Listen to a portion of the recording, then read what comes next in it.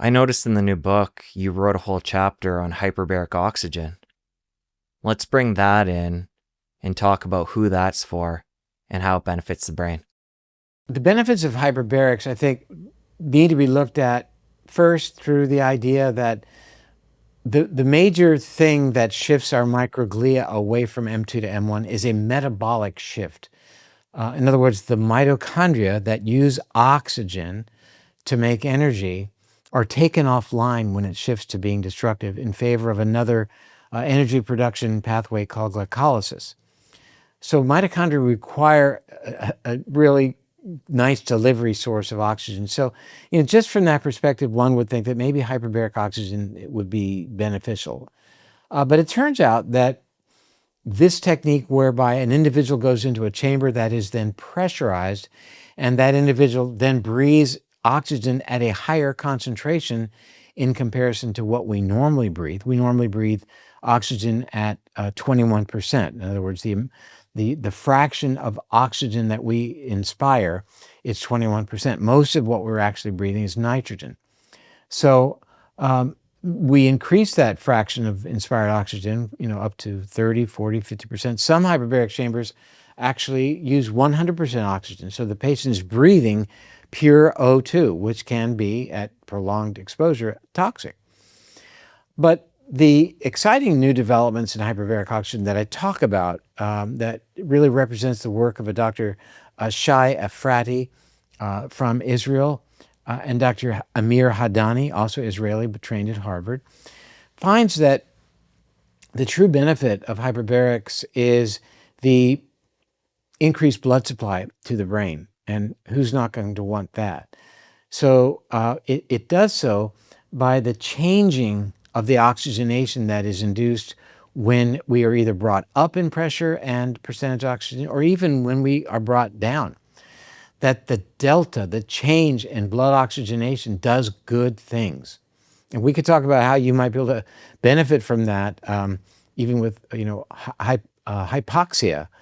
People are now exercising in a hypoxic way by using a face mask. But anyway, when we change our blood oxygenation, it turns on a pathway, turning on something called hypoxia-inducible factor 1 alpha. That's not on the quiz. But what that does is it increases the growth of new blood vessels and increases the caliber of the blood vessels that we have.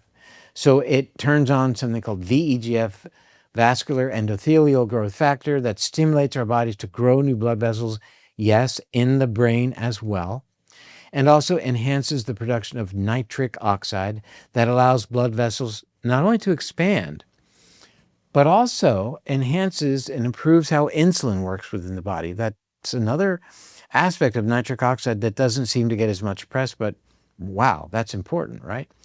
So this is what hyperbarics can do. And when you look at the work of Dr. Efrati and Dr. Shai Efrati and Dr. Hadani, I mentioned their names earlier, they've published research looking at one issue that really relates to polarization of the microglia, which is long COVID. Long COVID is something that is induced by a COVID experience, but doesn't, it gets better somewhat, but there are lingering issues with cognition, with fatigue, with heart function, etc.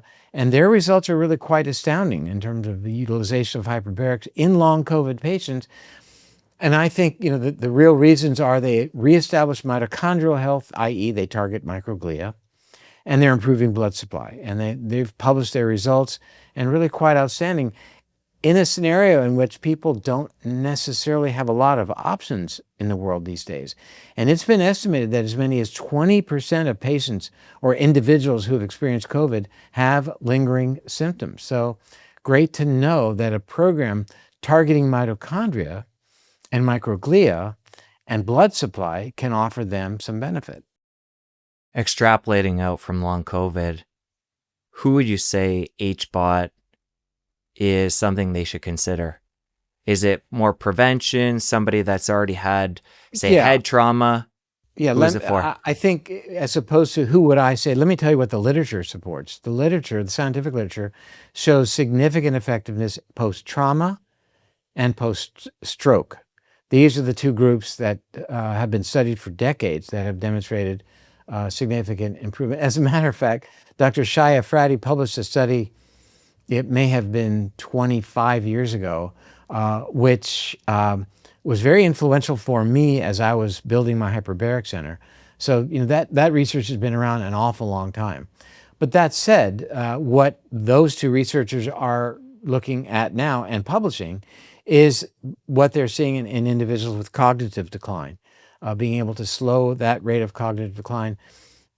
In the face of not having a pharmaceutical that can do that, I think that is really quite meaningful. Now, obviously, that's not something everybody can do. But the reason I talked about it in the book is it further, it's a tool that's available, but it further emphasizes how when we target our body's metabolism, in this case with hyperbarics, but in general, when we target metabolism, we're targeting the brain.